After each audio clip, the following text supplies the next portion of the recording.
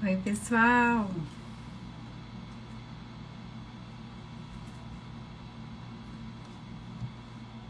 Boa noite, boa noite. Tudo bem, Patrícia? Boa noite. Boa noite, pessoal. Mais uma live Farmácia Update. Tudo bem, pessoal? Boa noite. Sejam muito bem-vindos. Hoje nós temos um assunto super interessante para tratar, né? Boa noite, pessoal. Sejam bem-vindos. Mais uma live Farmácia Update. E nós vamos falar de um assunto que está pegando os farmacêuticos hospitalares aí, né? Nós vamos falar, a Juliana acaba de entrar, e nós vamos falar sobre o quê? Nós vamos falar sobre um grande dilema que os farmacêuticos estão enfrentando nesse momento, que é escolher e até ter opções, né, para cuidar do paciente crítico, pensando em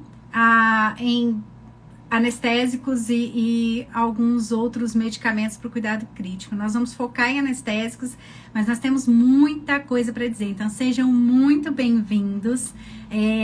Nós vamos, então, apresentar aqui. Eu gostaria de dizer que esse tema, que é a avaliação de tecnologias em saúde, é um tema que está num super presente que o Farmácia Update tem para você.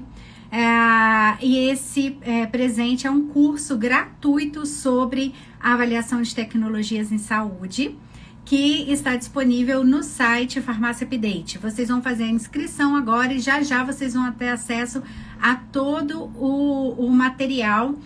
Tem profissionais de alta capacidade, de alta competência ali, falando sobre a TS aplicada à farmácia hospitalar, a prática clínica, enfim. Então tem um material bem legal. Quero agradecer mais uma vez a presença de cada um de vocês e dizer que o Farmácia Update é uma iniciativa do Laboratório Cristália. Meu nome é Elaine Capucci, eu estou como editora científica do site com muita honra.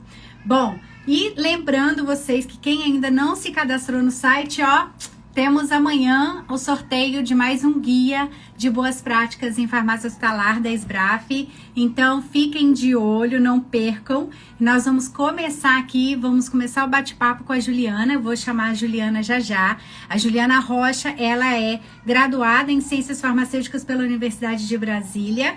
Ela é especialista em vigilância sanitária, é mestre em oncohematologia pela UNB e doutoranda em pesquisa clínica, com 6 anos de experiência em assuntos regulatórios, e ela é servidora pública da Secretaria de Estado do Distrito Federal e com foco em avaliação de tecnologias, seleção de medicamentos, comissão de farmácia terapêutica. Então, Juliana tem muita coisa para compartilhar com a gente.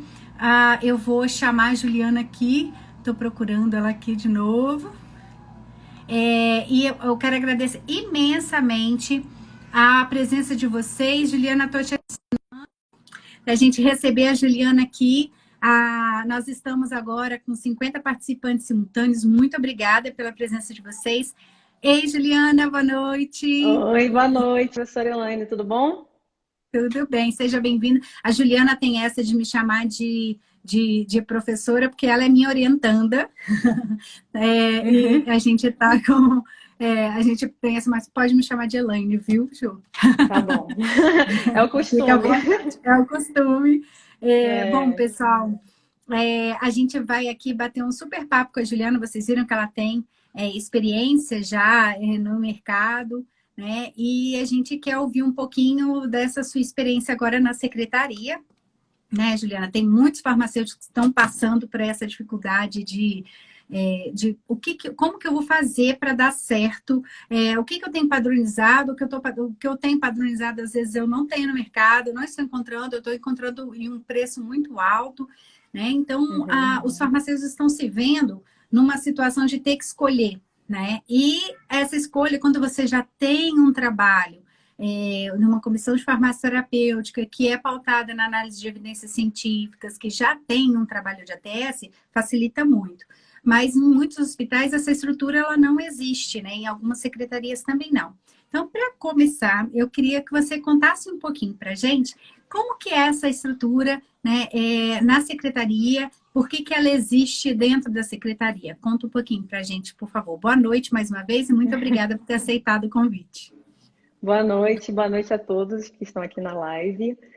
Primeiramente, queria agradecer o convite desse bate-papo. Fiquei super feliz em poder compartilhar um pouco da minha experiência com a ATS.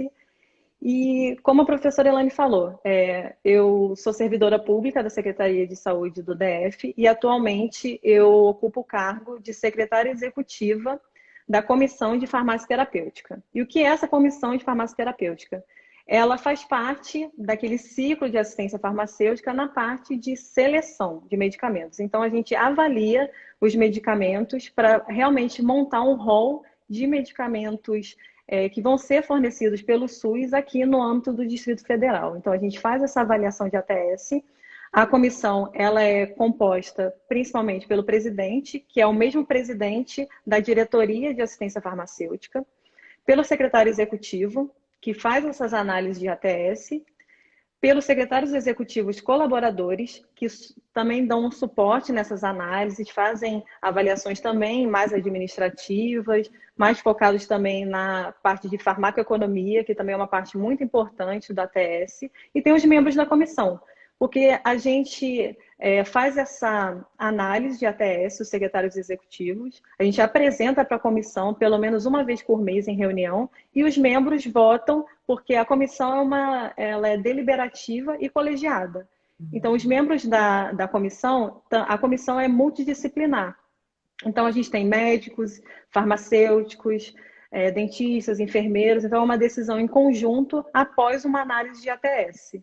Dessa forma, a gente trabalha na Secretaria da Saúde do Distrito Federal para realmente montar a REMDF, que se assemelha à RENAME, que é nacional, mas a gente tem uma relação de medicamentos padronizados no DF que pode ser facilmente encontrada no site da Secretaria.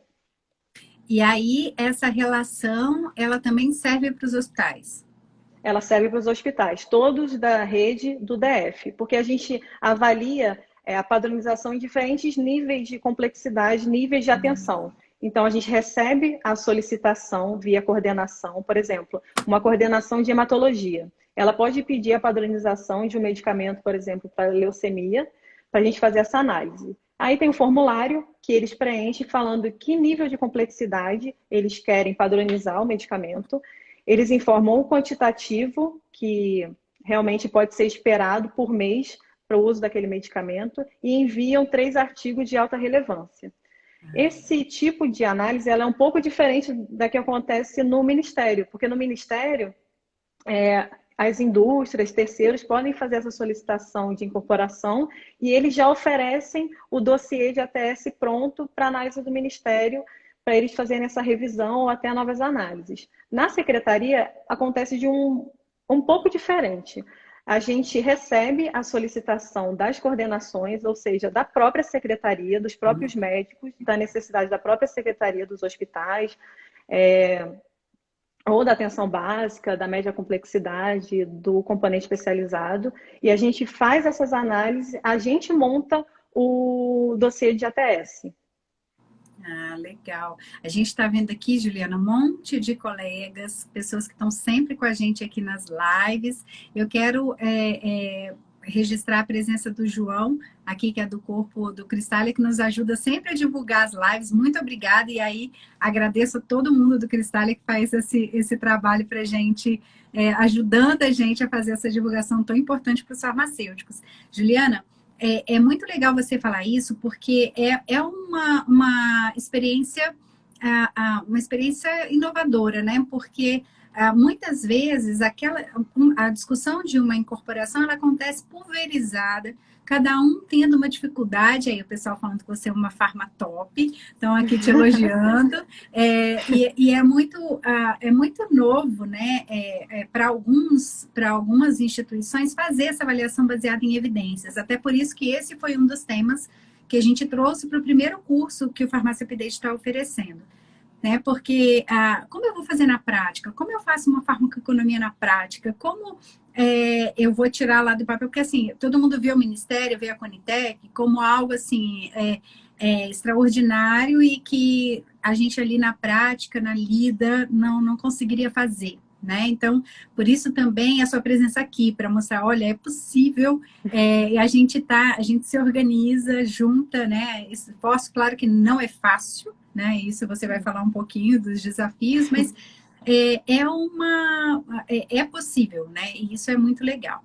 E aí, vamos entrar, né, mais agora no tema em si do que a gente colocou. A pandemia trouxe várias discussões acerca de evidências científicas para o tratamento, para a cura da doença, né, a discussão, inclusive mostrando para a sociedade, isso foi muito importante, a gente está tendo algumas lives da Universidade de ATS, e está todo mundo falando, né, que é uma oportunidade, essa pandemia, da gente explicar para a sociedade o que são as evidências científicas, como elas se produzem, né?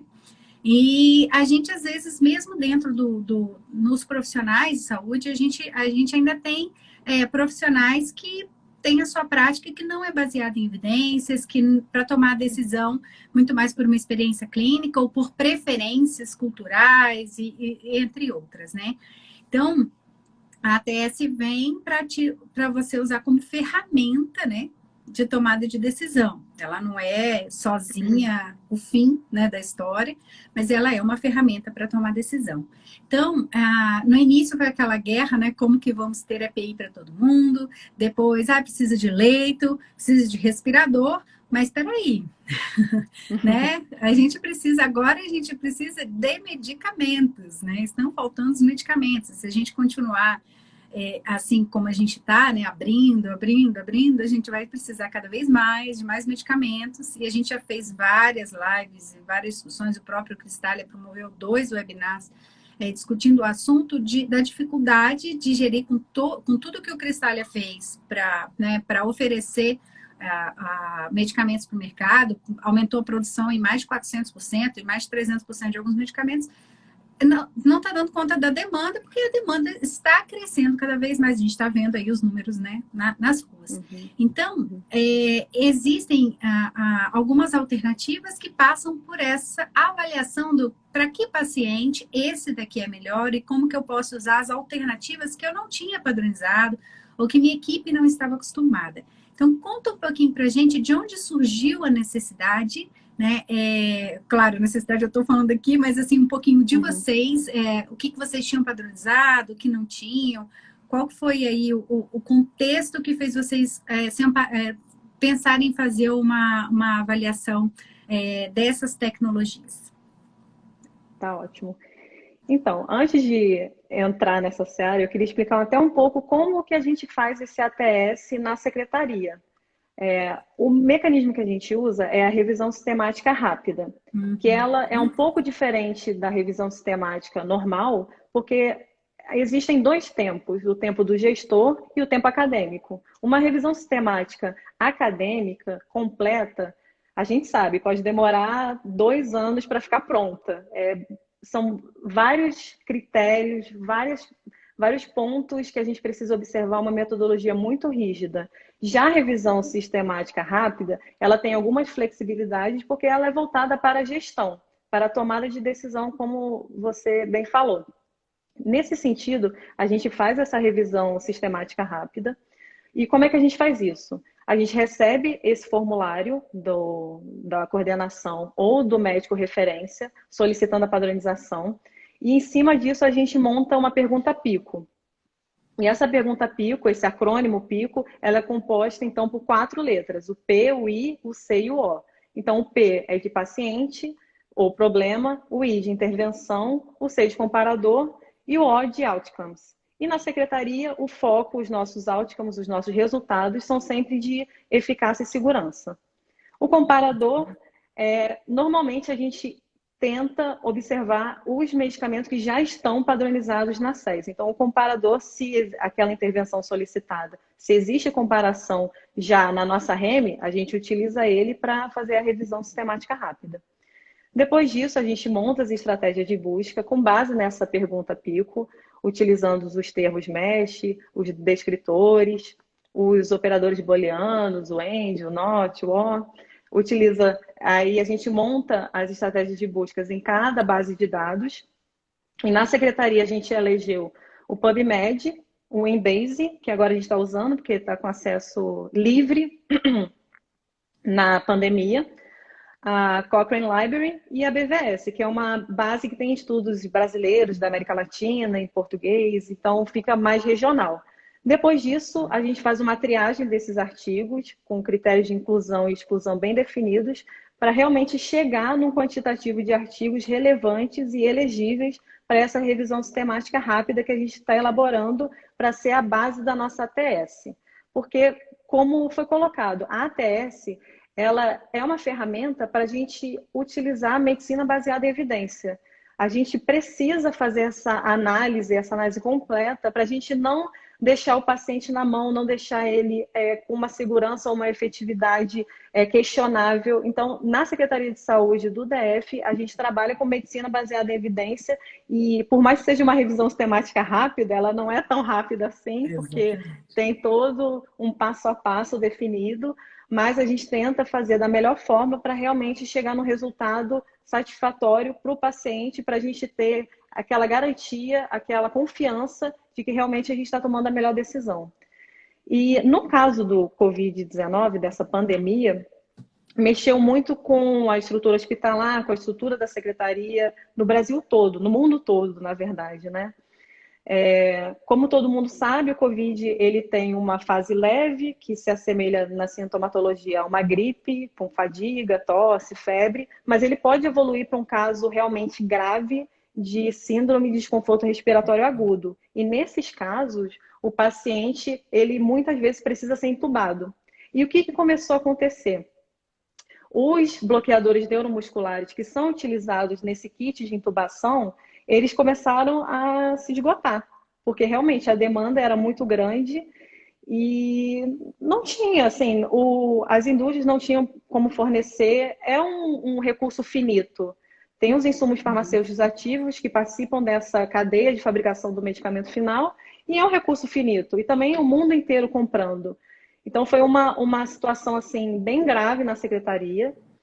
Até o CONAS, que é o Conselho de Secretários de Saúde, mandou um ofício para o Ministério, para as secretarias, para a gente discutir como que a gente poderia minimizar esse uso, para não ter esse esgotamento de estoque tão rápido. Não minimizar, mas assim, otimizar seria a melhor palavra.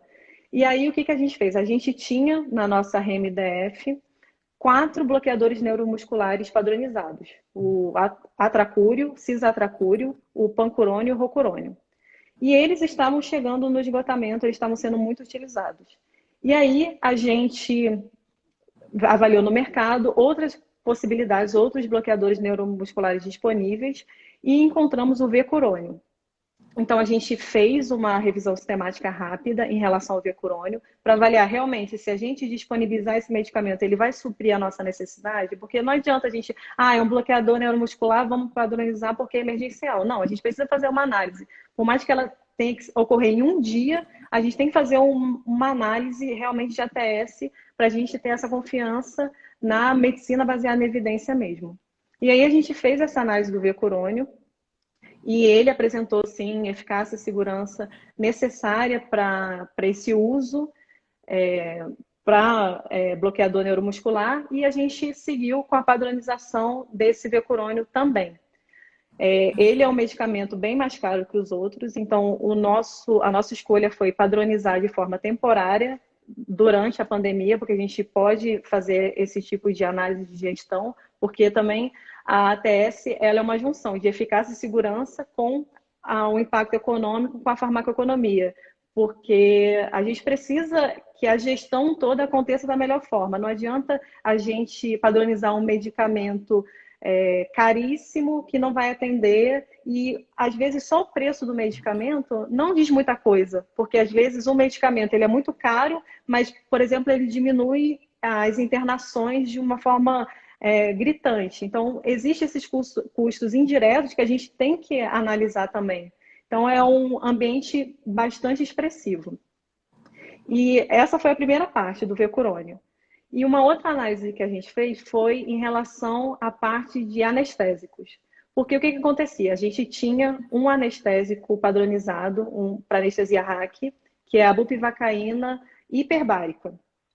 E a gente tinha ela padronizada porque ela é bem mais flexível para cirurgias. Porque dependendo da posição do paciente, ela pode subir um pouquinho mais, ela pode descer um pouco mais. Ela é hiperbárica porque ela possui glicose na composição. Então, ela tem uma baricidade diferente do líquor. Por isso que ela pode ser utilizada, por exemplo, em cirurgias de cesariana, apendicite, ela sobe um pouco. Só que o que acontecia? Chegavam idosos para fazer com fratura de quadril, fratura de fêmur em estado grave, precisando ser operados, e no uso da bupivacaína hiperbárica, que era a única anestesia padronizada na SES, eles precisavam ser entubados, porque como ela subia um pouco, o paciente ele ficava hemodinamicamente instável. E aí o que aconteceu? A gente teve uma conversa com a equipe de anestesia e eles indicaram, olha, existe no mercado a bupivacaína isobárica, que ela possui a mesma baricidade do líquor e ela tende a ser utilizada nessas cirurgias em idosos, porque como ela fica mais concentrada na parte inferior, ela não sobe tanto, como ela tem a mesma baricidade do líquor, ela consegue ser utilizada de uma forma que não leve o paciente a ser entubado e utilizar, por exemplo, um leito de UTI. Dessa forma, a gente fez uma análise também de revisão sistemática rápida, bem completa, comparando a hiperbárica com a isobárica. Realmente, esses dados de bula, de informações que a gente tinha avaliado anteriormente, eram comprovados nos ensaios clínicos e realmente, para esses pacientes de cirurgia, em idosos principalmente, cirurgia de membros inferiores, a gente resolveu seguir com a padronização para evitar que esses bloqueadores neuromusculares que estão em falta sejam utilizados para outras finalidades que não necessariamente seriam necessários se a gente tivesse realmente uma anestesia mais focada, mais concentrada. Então, é um pensamento colegiado. A gente tem que trabalhar junto com os médicos, porque não adianta a gente se concentrar na nossa comissão só e ir com os médicos que fazem parte. A gente tem que conversar com outros anestesistas, com outros médicos, com o pessoal que está na ponta.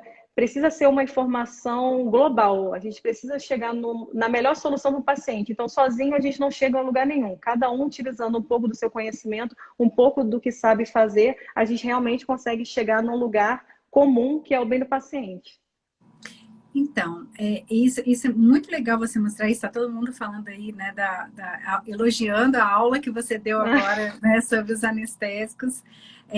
Mas uma das grandes dificuldades é justamente essa, né, Juliana? Porque, assim, não é fácil o processo de avaliar as evidências, de fazer todo esse processo. Eu já tenho uma pergunta aqui para te fazer a respeito desse processo. E tampouco, é o que você disse, não adianta eu ali na comissão achar que isso daqui é a melhor evidência se a coisa não vai para frente, né? Se não vai ser aplicado lá na prática, se a equipe, né, não vai fazer a coisa acontecer, né? Então, eu queria te fazer algumas perguntas. Primeiro, assim, quanto tempo vocês levam normalmente para fazer, por exemplo, nesse caso, para montar a análise pico e para fazer essa análise de evidências? E também, se vocês usam, né, todo um overview mesmo de todo o tempo, ou se vocês fecham num tempo das evidências, né, de anos de publicação, conta um pouquinho para a gente.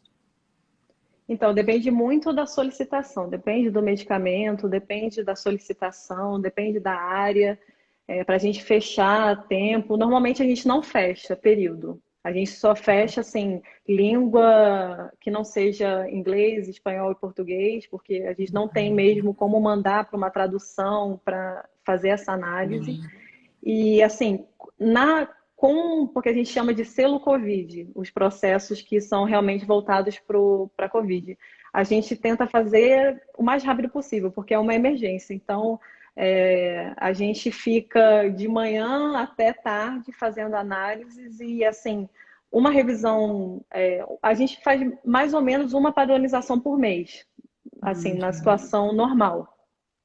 Mas nesse período de Covid, a gente fez reuniões extraordinárias porque a gente tinha que fazer a análise o mais rápido possível. Então, em uma semana, a gente já tinha uma revisão sistemática rápida pronta, com todos os esforços, com toda a ajuda, os médicos, assim, super acessíveis, porque tem coisa que realmente a gente lê no artigo, a gente tem dúvida, porque a gente está fazendo aquela análise crítica do artigo. E aí, esse artigo fala uma coisa diferente do que o médico me falou. Por quê? E aí a gente entra em contato, manda o artigo, discute, eles são super acessíveis, e isso que é importante, essa acessibilidade, a gente poder discutir e ter essa porta aberta realmente para chegar num consenso que é o melhor para o paciente mesmo. Mas normalmente de padronização é uma vez por mês. Só que tem os pedidos menores, que a gente chama, de revisão de padronização. Por exemplo, um medicamento é padronizado na atenção básica, e, por exemplo, antibiótico, e ele está sendo requerido nos hospitais. Então, o hospital entra em contato com a CFT e pede revisão de padronização. Aí, nesse caso, já é uma avaliação mais rápida, porque o medicamento já está padronizado. Então, já teve aquela primeira análise. A gente faz uma análise mais de impacto econômico, de quantitativo mensal que vai ser necessário. Tem análises também de despadronização, por exemplo, a gente tem esse medicamento aqui que a gente não usa mais, foi padronizado um medicamento muito melhor, ele é caro, a gente não está encontrando mais, pode seguir com a despadronização. Aí a gente também faz uma análise bem mais rápida e vota. Então, normalmente, numa reunião da CFT, a gente tem uma padronização, que é essa revisão sistemática rápida, que é um processo mais criterioso, e outros processos que a gente discute de revisão e de despadronização. E você falou, né, das dúvidas que surgem nesse processo, aí eu te pergunto, você acha que, assim, uma opinião sua sobre o que você tem visto, você troca muita figurinha com muitos farmacêuticos que a gente sabe, né? O que você acha que os farmacêuticos, eles têm conhecimento, por exemplo, nessa diferença dos anestésicos, né? Você acha que a gente, na nossa categoria, né, ela está preparada para fazer esse tipo de discussão? Por exemplo, você colocou entre a hiperbárica e a isobárica, né? Enfim, o que você percebe aí nessa dificuldade que vocês tiveram para fazer essa avaliação rápida? Tá. Eu vou falar da minha experiência pessoal. Eu não sou especialista em anestesia, não sabia muita coisa, porque na graduação a gente vê a farmacologia dos medicamentos, a gente sabe mecanismo de ação, a gente sabe, por exemplo, a hiperbárica tem glicose, não tem a mesma baricidade do líquido, mas essas especificações, por exemplo, eu aprendi posições de pacientes para quando aplicar a hiperbárica, ela subir um pouco, descer um pouco, isso realmente eu não sabia. E assim, a avaliação em tecnologia e saúde me ajuda muito nisso, porque eu estou aprendendo tanto. Assim, chega um medicamento para mim e a gente tem que ler todos os artigos sobre ele. Ler os resumos, ler os textos completos, depois a gente faz a análise crítica dos artigos, então a gente aprende muito. Mas antes eu sempre tento fazer uma pesquisa prévia, assim, mais simples, de metodologia bem simples, só mesmo uma busca na internet, avaliação das bulas. Mas realmente esse preparo completo não tem como a gente ter para todos os medicamentos. Como eu fiz mestrado na área de oncohematologia, eu tenho uma facilidade maior com essa área. Mas, por exemplo, chegaram essas demandas de anestésico, eu não sabia muita coisa. E aí foi correndo atrás e hoje em dia a gente consegue até fazer uma live para conversar sobre isso e apresentar para os farmacêuticos. Então, assim, é difícil, mas não é impossível o farmacêutico chegar no nível de conhecimento a partir de estudo clínico, a partir de revisão sistemática e medicina e farmácia, que eu chamo baseado em evidência. Esse é o grande barato da ATS, né? Eu tenho a avaliação de tecnologias, a farmacovigilância com os estudos de fase 4, eles fazem a gente estudar todo dia, o tempo inteiro, né? Então, você vai fazer uma revisão sistemática rápida, sim, mas vai ser totalmente diferente o aprendizado de uma para outra, ou até de outras, né? De outras pesquisas que você vai fazer sobre o mesmo tema, né? Porque se você muda um pouquinho a pergunta pico, você aprende mais um tanto de coisa que não tinha visto naquela ali, né? Juliana, a Marinei Ricieri, que é uma das nossas professoras do curso de ATS, que ela vai falar da geração de evidências, né? Ela está lá na pesquisa clínica em hospital. Mari, um beijo. Ela está perguntando quantos farmacêuticos compõem a equipe para fazer a revisão sistemática, né? Considerando essa agilidade que você disse, assim, a gente se uniu. Aí conta para gente no período normal e na pandemia, como que vocês procedem. Então, a gente. é, Porque, assim, quem faz a análise mesmo é o farmacêutico que está no cargo de secretário executivo, que hoje em dia é o meu cargo. Então, toda essa análise de revisão sistemática rápida, eu que faço, e eu tenho auxílio de um outro farmacêutico, que é o secretário executivo colaborador, o Juliano, que ele auxilia na parte de farmacoeconomia. Então, hoje em dia, nós somos dois farmacêuticos para fazer essas análises de ATS, realmente é um grupo bem restrito. A gente conversou recentemente com a diretoria para realmente mudar o nosso regimento interno, para conseguir ter um RH maior para fazer essas análises, porque acaba que quando eu entrei em 2019. Quando eu entrei, tinham vários processos até de 2017 na fila para análise de incorporação, porque realmente o quantitativo de farmacêuticos para fazer essa análise é muito baixo. Assim, como membros da comissão para votar, a gente tem 5 farmacêuticos atualmente, mas para fazer a ATS, para fazer a análise, realmente hoje em dia está concentrado muito em mim e No no Joe. Juliano. É, na dupla, Juliano e Juliano. E é legal, né, Ju? Porque você tem já esse background, né? Vocês estão fazendo, você está fazendo, né, no seu doutorado, uma revisão sistemática com meta-análise, então tem uma experiência nisso. E aí fala para gente assim, né? Eu sei que você dá dicas também, gente. Sigam a Juliana no Instagram dela, ela dá várias dicas. Mas eu queria ouvir um pouquinho, assim, porque tem várias pessoas que estão aqui com a gente está quase batendo 100 pessoas simultâneas aqui, e muita gente mandando aqui zap e tudo mais, agradecendo, porque o tema está sendo muito legal, porque é justamente isso, assim, fica parecendo que busca de bibliografia é para quem está na academia, né? E a gente sabe o quanto isso faz diferença para a tomada de decisão na prática. Eu acho que nunca a gente discutiu tanto isso, voltando ao tema, né? Então, fala um pouquinho para a gente, assim, ó, por onde o farmacêutico começa, além de fazer o curso do Farmácia Update, tá? Porque, ó, gente, se inscrevam, não percam, é gratuito, e a gente já vai disponibilizar para vocês, são 8 horas de curso que a gente vai falar de várias vertentes da ATS para aplicação prática na gestão, na pesquisa clínica, na geração de evidências, na prática clínica, né, na farmácia clínica, então, enfim, a gente está colocando várias coisas da farmacoeconomia para a seleção de medicamentos também, então a gente tem muita coisa legal. Mas, além de fazer o curso do Farmácia Update, eu queria você falasse um pouquinho como as pessoas podem se preparar ou se juntar, agregar para fazer esse tipo de análise tão necessária para ajudar, por exemplo, o farmacêutico não, porque naquela instituição que não tem uma estrutura dessa, que não está combinado isso, o que acontece? Eu sempre falei, né? A padronização pelo grito, né?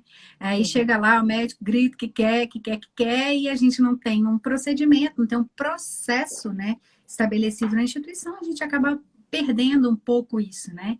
Então, fala para a gente um pouquinho o que você acha por onde a gente pode começar. Você falou que o Embase, por exemplo, que é uma base de dados, né, principalmente com publicações europeias, está à disposição agora na pandemia, né? Que é tão cara, que é tão difícil de ter, que no Brasil a gente tem poucas instituições que pagam a assinatura e agora está liberado. Então, conta um pouquinho para a gente das várias estratégias que os farmacêuticos podem usar. Então, no meu Instagram eu coloquei algumas dicas, eu acho que foi até um bom link para a gente citar, porque teve um dia que saiu uma notícia sobre uma vaga para farmacêutica em ATS e eu postei aqui no meu Instagram. Falei, gente, oportunidade, um salário bom, é uma área muito boa. E o que eu recebi de direct de farmacêuticos falando, nossa, realmente muito legal, mas eu não tenho conhecimento que é solicitado para a vaga. eu recebi assim muitos directs, porque realmente é uma área que ela é um pouco, não queria usar essa palavra, mas ela é um pouco negligenciada, porque realmente a medicina baseada em evidência, ela está vindo com força muito agora também com a pandemia. Porque antes é aquilo, padroniza tal medicamento que na minha prática clínica eu vi que ele é bom. Ah, ok. Mas não é assim. A gente tem que realmente se preparar e aprender a TS, porque muita gente também fala, Juliana, eu vou aprender a TS para quê? Só se eu passar num concurso, só se eu for gestor municipal, estadual, trabalhar no Ministério da Saúde? Não. Por quê? Porque as próprias indústrias, as próprias consultorias, elas têm esse trabalho de ATS, porque eles preparam o dossiê de ATS para encaminhar, por exemplo, para o Ministério da Saúde. Então, na área privada, também tem oportunidade de trabalho de ATS. E, na minha experiência, eu comecei a aprender ATS, aprender a fazer uma revisão sistemática realmente na academia, e aí, na secretaria, quando eu entrei, a secretária executiva estava saindo, e pelo currículo eles falaram, mas você tem experiência com revisão sistemática, você já fez esse tipo de análise, você pode entrar como secretária executiva? E aí, quando eu entrei, eu já fiquei, tá, ok, vamos. E aí, eu comecei a fazer muitos cursos. Assim, eu acho que procurar curso é o essencial.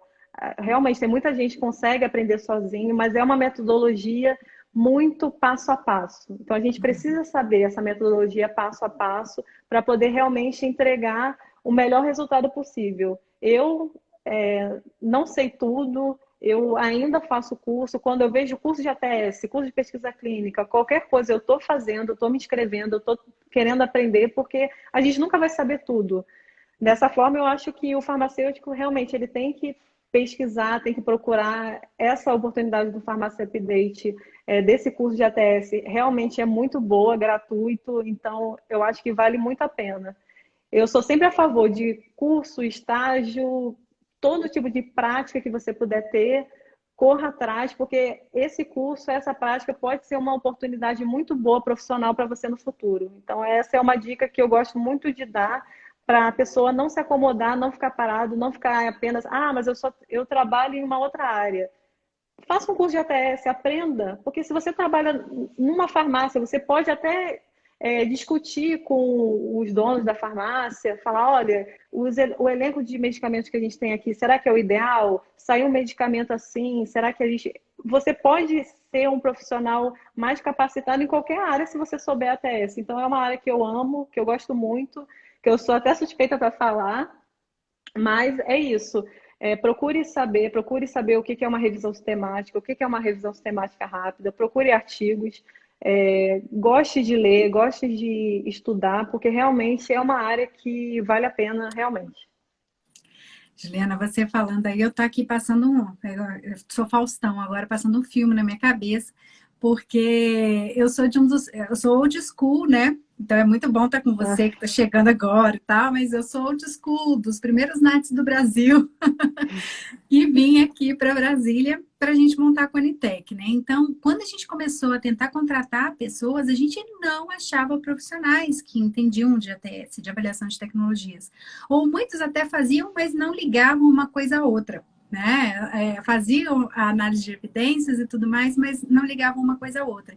E é importante colocar aqui, para quem está nos ouvindo, né, que a avaliação de tecnologias em saúde, ela não necessariamente é só para tomada de decisão para padronização, né? É para você escolher, dentre os padronizados, desenhar um protocolo, ou mesmo que, eu não tenho, está aberto, o que eu vou usar no paciente, né? Como que eu vou aplicar? E a ATS não é só para incorporação de medicamentos, né? Materiais, equipamentos, protocolos, né? Novas ferramentas, enfim. Então, é um mundo de possibilidades que a ATS dá para a gente, inclusive, ter melhor performance, né, na nossa prática. Então, é muito legal você falar isso, estudem, se dediquem, porque onde você estiver, como você colocou, você vai poder usar. Então, pensando nisso, assim, né, ok, tá ótimo, mas você acha, fazendo primeiro, colocar aqui que nós batemos 100 simultâneos aqui, então tá bombando, todo mundo elogiando muito a live.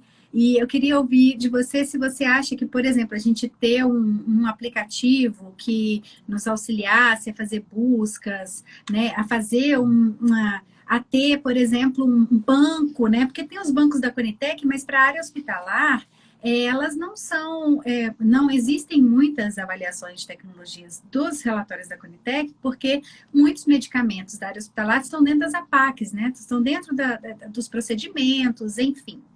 Então, você acha que, por exemplo, a gente tem um banco, né, o Farmácia Update, eu estou aqui viajando já, mas a gente ter um banco de revisões que os hospitais fazem, que querem compartilhar, você acha que é válido? Você acha que, para que a gente possa se ajudar, né, fazer essa comunidade, o Farmácia Update, por exemplo, tem essa pegada, né, de colaborar com a prática de excelência, a prática farmacêutica de excelência no Brasil. Então, quando a gente começa a trocar essas figurinhas, como a gente está fazendo com as lives, né? Poxa, essa live, por exemplo, ela foi encaixada na agenda, né? Porque é um assunto pertinente para os farmacêuticos estão precisando ouvir falar disso, então nós vamos colaborar para a prática farmacêutica de excelência. Conta um pouquinho, que você acha que ter um aplicativo, por exemplo, para ajudar na padronização, para que a pessoa consiga fazer essas buscas mais facilmente, ajuda? Ah, com certeza ajudaria, com certeza. Porque tem um problema que eu observei na Secretaria de Saúde do DF, que a gente faz as revisões sistemáticas rápidas, mas a gente não publica. A gente faz essa avaliação, a gente coloca no processo, fala, olha, a gente padronizou, a nota técnica está aqui, a gente tentou, a gente mostra tudo que a gente fez, toda a nota técnica, toda a revisão sistemática vai no processo, só que a gente não publica. E isso me incomoda muito. Tanto que a gente até estava conversando sobre isso, de começar a publicar para começar a mostrar para o público o que é feito. Então, se existisse um aplicativo com todas essas análises, com todas essas revisões que são feitas no Brasil e no mundo, nossa, seria ideal, porque a gente conseguiria, como secretaria, até se embasar em outra revisão, por exemplo, tem análise da Conitec, que depois a gente recebe a mesma padronização para fazer na Secretaria de Saúde. E aí o que a gente faz? A gente utiliza a mesma metodologia, só que a gente pega do ano para frente os artigos, para ver se realmente se mantém. Então, isso já diminui um quantitativo de artigos assim de forma expressiva. Dessa forma, ajuda muito. Então, a gente só precisa atualizar uma revisão. A gente não precisa fazer desde o zero, desde 1800 e lá vai fumaça, que tinha o medicamento. A gente pode partir daquela data que foi feita a revisão para frente e atualizar. Então, seria uma forma de compartilhar conhecimento que eu sou super a favor. E aplicativo hoje em dia a gente utiliza para tudo, né? Eu utilizo muito aplicativo para ler artigo, para selecionar artigo, incluir, excluir da revisão, no celular, então seria ideal. Realmente é uma ótima ideia. E tá super apoiada aqui, tem um monte de colegas. Claudinha, beijo para você lá no sul, deve estar um frio. E ela tá aqui mandando beijo pra gente, tem um monte de gente aqui parabenizando. E aí tem uma pergunta que eu já passou tem muito tempo, deixa eu tentar buscar ela aqui, mas é sobre estudos de custo-efetividade, né? Se você, a Dani Reitor, se vocês estão fazendo custo-efetividade também para tomada de decisão. É, esse é um ponto mais crítico na secretaria, porque na CFT, a gente não consegue conseguir todas as informações, por exemplo, de custos indiretos. A gente tem todo o esforço, mas assim, quando a gente consegue, como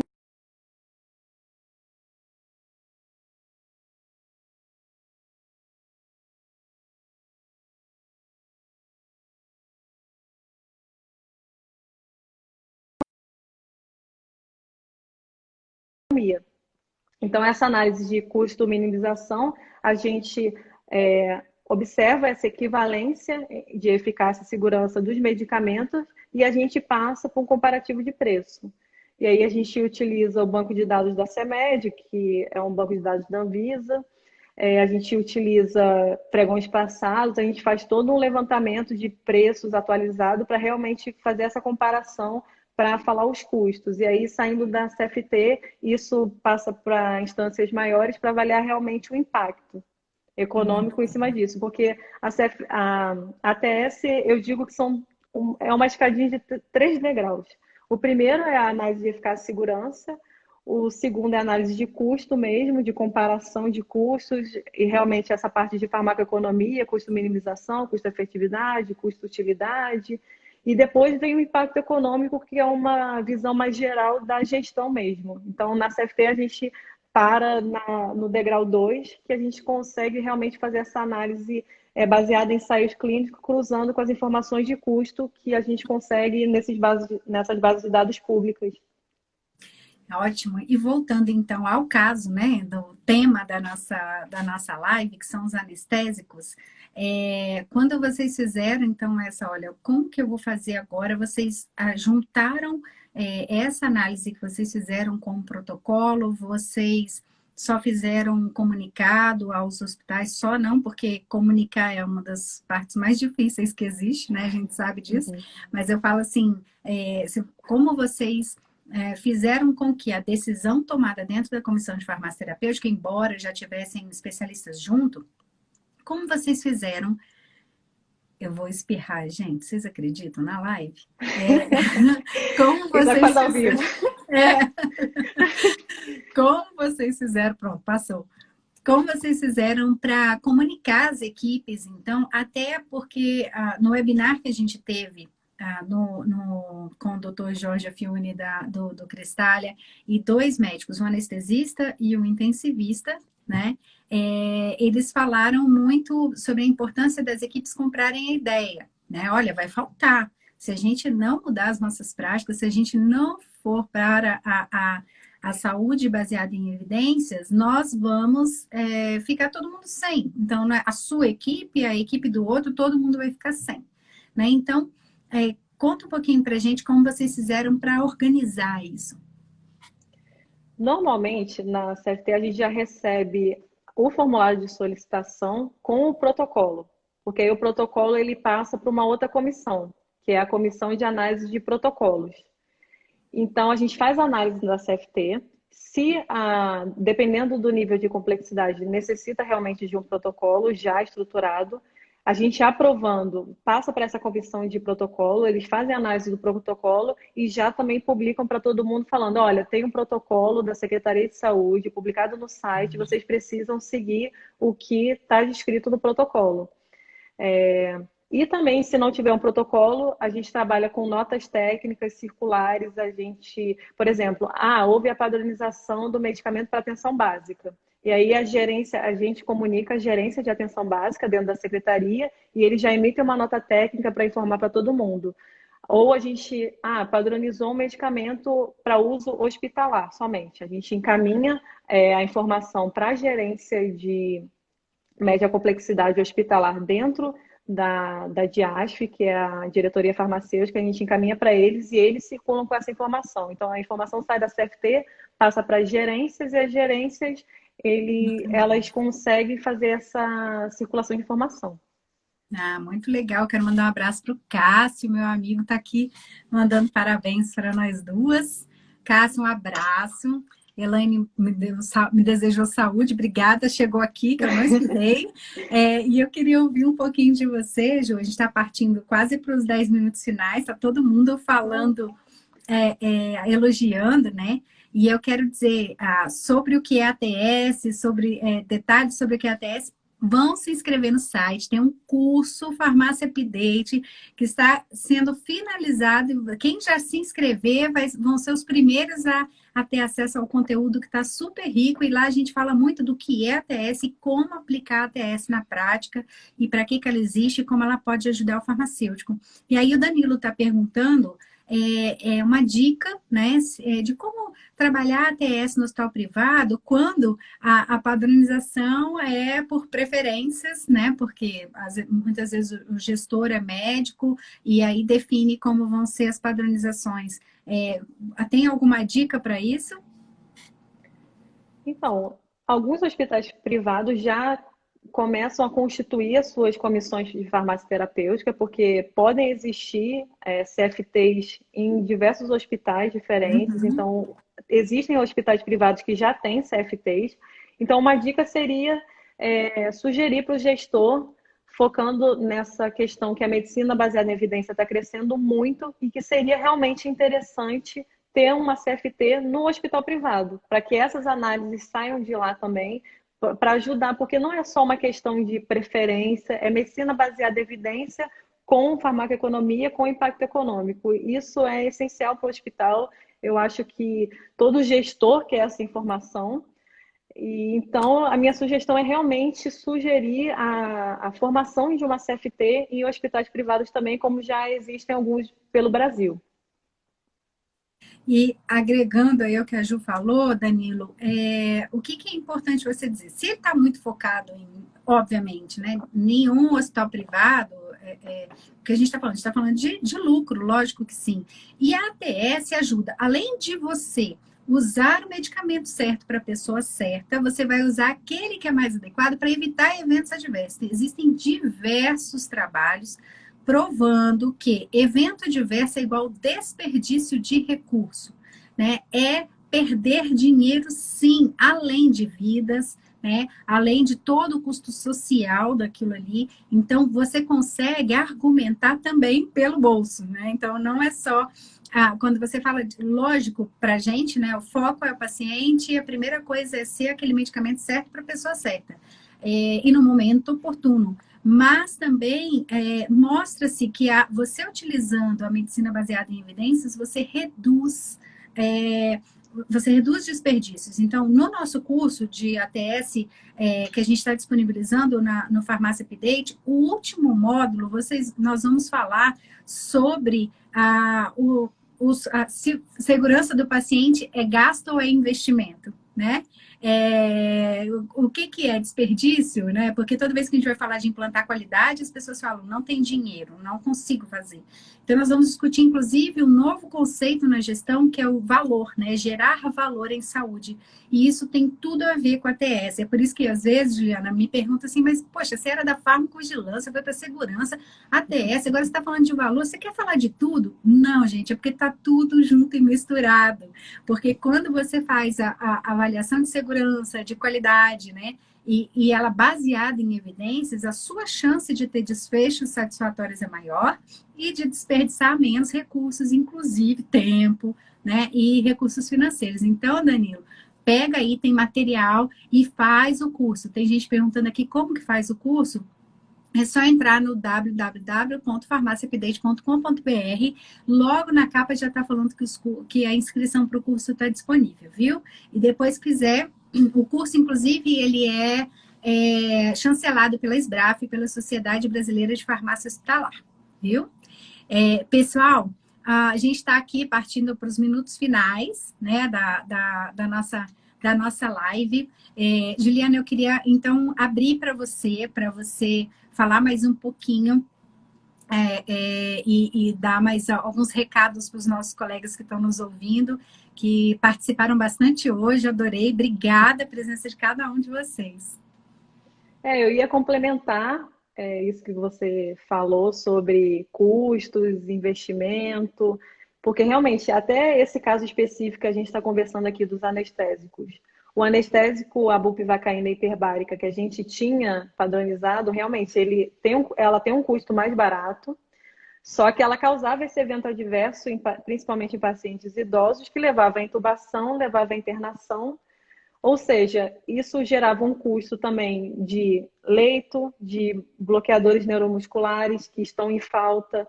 Então, essa análise de ATS, às vezes, ela realmente vai para um caminho, porque a gente acabou padronizando a bupivacaína isobárica para esse caso. Mas a isobárica, ela tem um custo um pouco maior. Mas o efeito, o benefício, acaba sendo muito melhor para o gestor. Ele economizou um medicamento que está em falta, que está sendo utilizado de forma expressiva nessa pandemia e evitou eventos adversos. Um paciente idoso, com o uso da bupivacaína isobárica, evita que ele seja entubado, internado, tenha outros tipos de consequência.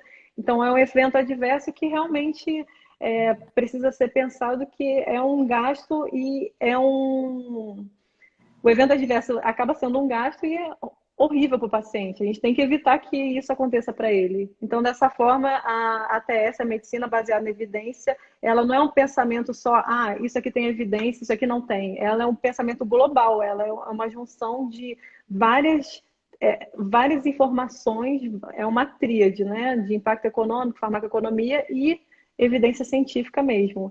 Então, é uma área, assim, maravilhosa. Quem tiver interesse realmente em saber mais, se não é a sua área, também recomendo que você vá aprender pelo menos alguma coisa de ATS, porque realmente isso vai crescer na pandemia, isso tem crescido na pandemia, com várias discussões, né? Hidroxicloroquina, vacinas, isso tem crescido. Então, a ATS hoje em dia realmente é uma área muito boa e uma ótima oportunidade para os farmacêuticos também. E, Juliana, eu quero agradecer imensamente, muitos e muitos e muitos elogios aqui, né, a essa Muito live, bom. a sua participação, foi ótimo mesmo. Eu acho que quando você coloca assim, olha, ajuda todo mundo, porque inclusive o profissional, quando ele toma uma decisão baseada em evidências, ele tem mais segurança, né? O farmacêutico, a comissão de farmácia terapêutica que vai falar não, ou sim, esse sim, ele está respaldado, né? Inclusive, eu tenho falado há algum tempo de gestão baseada em evidências, né? Inclusive da gente criar os nossos indicadores, a monitorização, porque uma vez incorporado, será que deu certo para a nossa população, para o nosso nicho, para este hospital, né? Enfim, Perfeito. então tem que ter uma análise pós também incorporação, então tudo isso é do nosso dia a dia, né? E que parece muito longe às vezes, e que na verdade é, quando a gente vê na prática, fala, poxa, dá para eu fazer e dá para aplicar isso aqui. Essa é a ideia, né? Auxiliar que a gente também, a farmácia baseada em evidências, ocorra assim naturalmente, né? Na nossa Sim. prática profissional. Eu quero aqui lembrar estamos aqui com vários colegas do Cristal, então, mais uma vez, agradecer a presença, mandar um grande abraço para o Marcelo, que também mandou várias perguntas. Obrigada, Marcelo Sturaro. Quero agradecer mais uma vez a presença de todos vocês, todos os colegas que mandaram suas perguntas, e especialmente a sua, Juliana. Já estão pedindo mais live desse assunto, então, certeza que a gente vai tratar mais desse assunto. Não percam, o pessoal que está inscrito no Instagram, que é mais das redes sociais, que não tem ido muito ao desktop e tal, o nosso site também navega muito bem nos celulares, então entrem aí no Farmácia Update, façam sua inscrição no curso. Mais uma vez, reitero, é gratuito justamente para auxiliar os farmacêuticos e só com gente massa, com farmacêuticos de referência. Então, a gente tem Marinei Ricieri, que está aqui nos dando sempre está aqui registrando a sua presença. Obrigada, Mari. Tem Vanusa, do HC de São Paulo. Simone, um beijo também. Simone está aqui. Então, obrigada mais uma vez a presença de todos vocês. Temos Leonardo falando de farmacoeconomia e com casos práticos de hospital. E Lívia Barbosa, que é da farmácia clínica do Sírio-Libanês. Então, tem muita gente legal lá no curso, Simone Mahmoud, Simone Vieira, todo mundo aqui. Beijo para vocês. Mais uma vez, Juliana, muito obrigada, viu? E olha, gente, live do Farmácia Update de 12 de agosto, tem mais presente, tá? Nós temos uma surpresa para vocês na live do dia 12 de agosto. Não percam, porque tem ainda muita coisa legal do Farmácia Update esse ano para vocês. Um beijo, obrigada, Ju, mais uma vez. Obrigada, queria agradecer muitíssimo o convite, adorei o bate-papo, estou à disposição para a gente conversar mais. E é isso, agradecer muito, agradecer a todo mundo que participou aqui da live com a gente, os comentários, todo mundo que assistiu até o final, que esteve aqui com a gente, que tem essa vontade de aprender. Eu fico muito feliz por ver farmacêuticos querendo cada vez mais se especializarem, cada vez mais serem profissionais melhores. Então, eu estou muito feliz com essa live hoje. Queria agradecer muito a você, Elaine, obrigada pela oportunidade, agradecer ao Farmácia Update e estou à disposição. E é isso, muito obrigada a todos. Obrigada. Beijo. Beijo, pessoal. Beijo. Obrigada. Boa noite a todos. Boa noite a Até todos. dia 12 de Tchau. agosto.